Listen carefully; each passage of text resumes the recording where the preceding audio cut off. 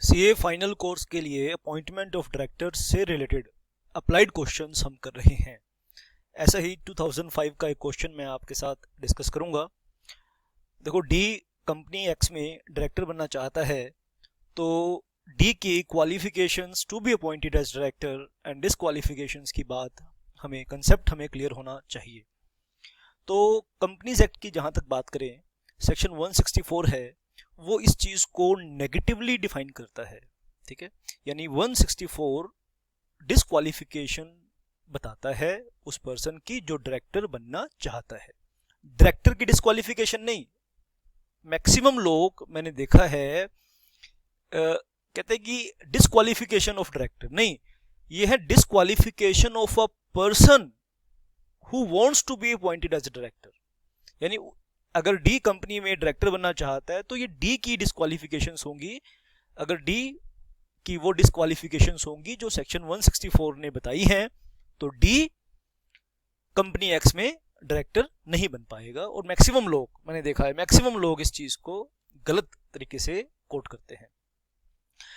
अच्छा, यहाँ पे एक बात आपको बतानी है। जो लोग रिसर्च वगैरह करते हैं, बहुत डीप जाके पढ़ते हैं, वैसे इस लेवल पे आपको बहुत डीप ही जाना पड़ेगा, तो आप एग्जाम के क्वेश्चन सॉल्व कर पाएंगे, प्रैक्टिकल लाइफ में सॉल्यूशंस लोगों को, अपने क्लाइंट्स को दे पाएंगे।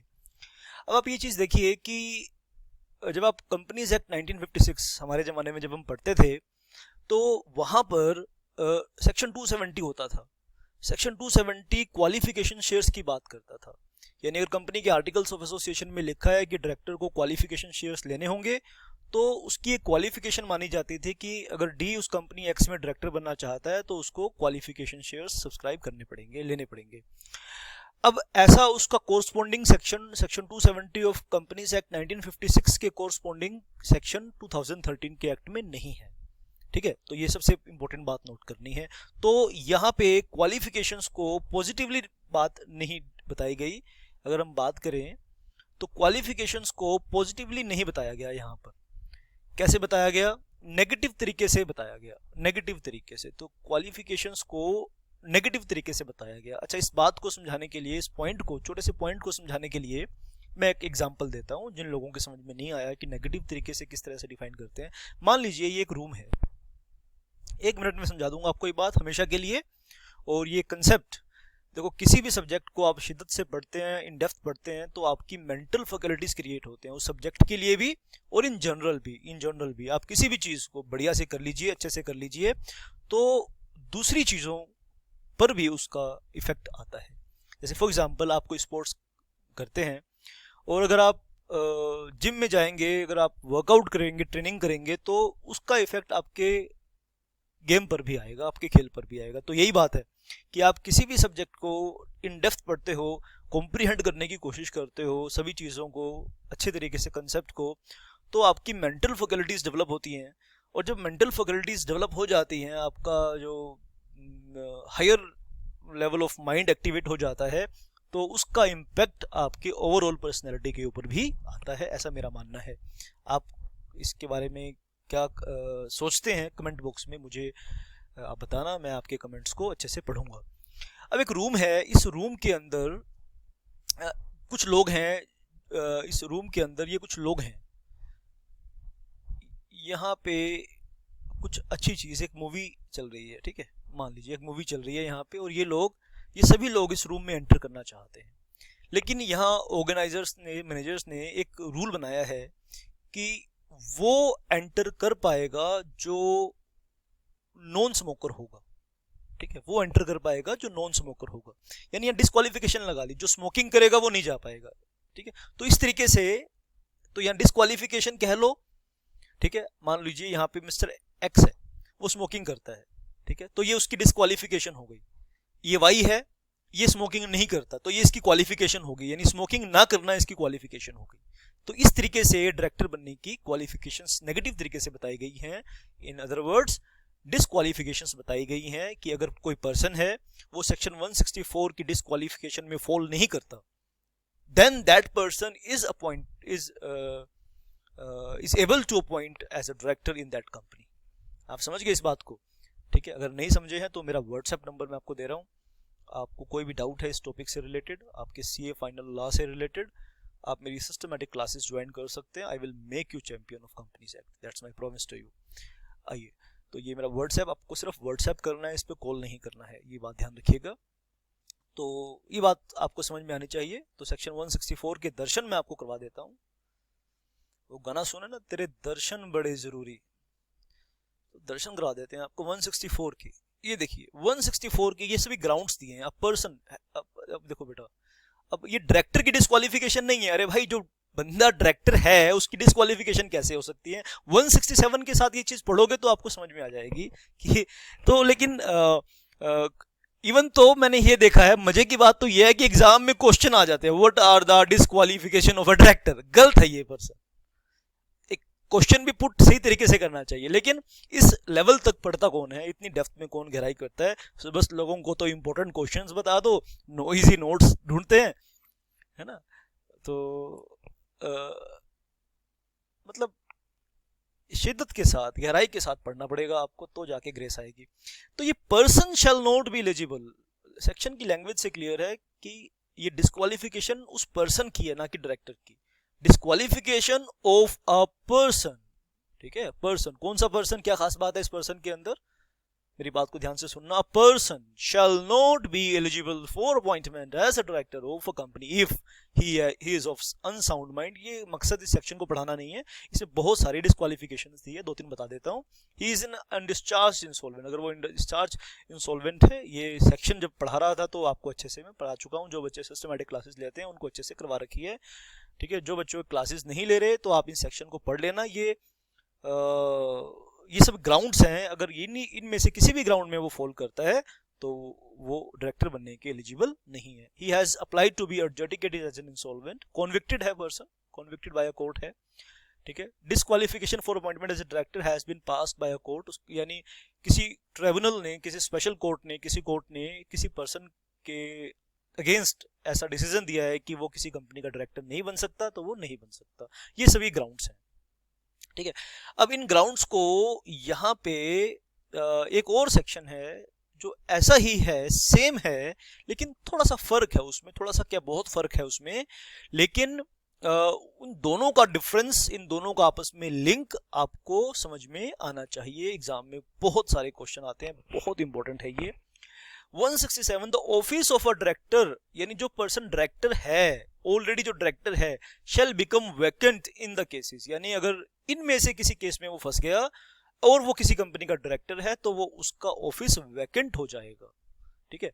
और उसमें से एक सबसे पहली बात है, he incurs any of disqualification specified in 164। तो आपस में दोनों का लिंक बना दिया 167 सबसेक्शन 1 ने। कहता है कि 164, देखो ये चीज कंसेप्ट आपको समझना है। आपको देखो भाई, किसी भी पर्सन की ना मकसद ये है कि बेटर कॉर्पोरेट गवर्नेंस के लिए ईमानदार, सही सलामत क्रिमिनल जो लोग हैं वो बाहर रहें कंपनीज के मैनेजमेंट से, क्योंकि कंपनीज में डायरेक्टर्स के हाथ में शेयर होल्डर्स का पैसा होता है।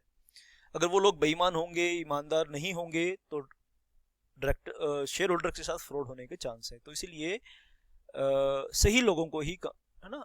देखो, पहला बैरियर लगा दिया 164 ने, 164 के बैरियर को क्रॉस कर लिया आपने, यानी वो सभी ग्राउंड्स अगर आपके किसी पर्सन के पास हैं, उसमें से कोई भी ग्राउंड में फॉल करता है तो वो कंपनी में बोर्ड ऑफ डायरेक्टर में एंट्री नहीं कर पाएगा। ये क्या है? ये मान लीजिए बोर्ड ऑफ डायरेक्टर्स है, ठीक है।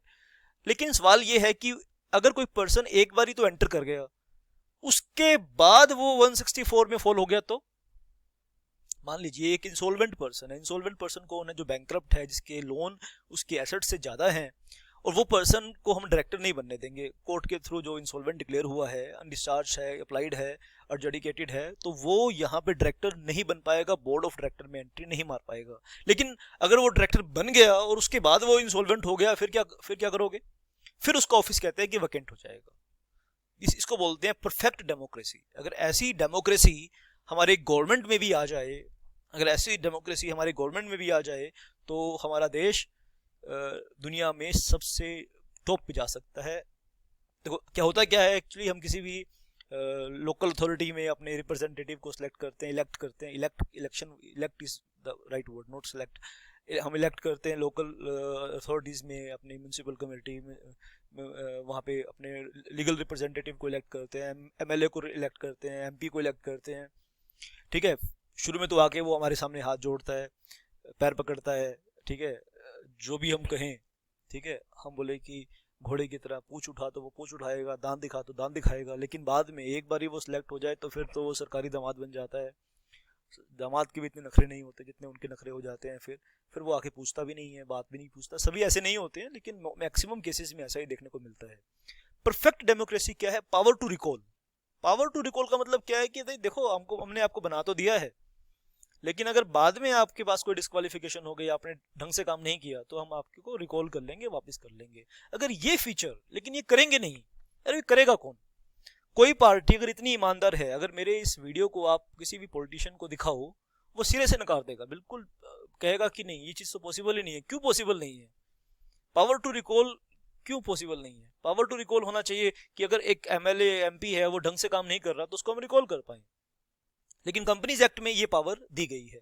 कहते हैं कि 167 कहता है कि अगर किसी भी कोई भी डिस्क्वालिफिकेशन 164 की हो जाएगी तो उसको रिकॉल कर लिए जाएंगे, ठीक है। तो वो अगर एब्सेंट रहेगा मीटिंग्स में से, और वो कंपनीज एक्ट की प्रोविजंस को कॉन्ट्रावेंट करेगा, ठीक है, अपना इंटरेस्ट को डिस्क्लोज करने में अगर वो फेल हो जाएगा, तो ये सभी ग्राउंड्स दिए हैं 167 के ग्राउंड्स। यानी इन सभी चीजों में, यानी 167 ने 164 की बातों को रिपीट नहीं किया, बल्कि ये बोल दिया कि 164 के जो ग्राउंड्स हैं, जो डिस्क्वालिफिकेशंस हैं, वो भी यहाँ पर मान ली जाएंगी, ठीक है। तो दोनों के सेक्शंस में फर्क पता होना चाहिए कि 167 अप्लाई होता है डायरेक्टर बनने के बाद, और 164 अप्लाई होता है डायरेक्टर बनने से पहले।